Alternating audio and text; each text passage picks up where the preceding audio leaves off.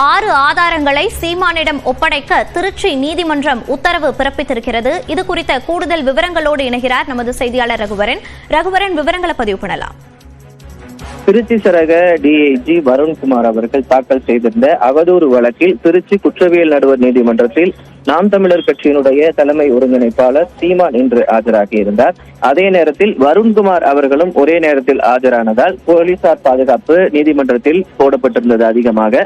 அது மட்டும் இல்லாமல் நீதிமன்றத்தில் ஆஜரான போது நீதிபதி அவர்களிடம் சீமான் தரப்பு சார்பாக ஒரு கோரிக்கையானது வைக்கப்பட்டது.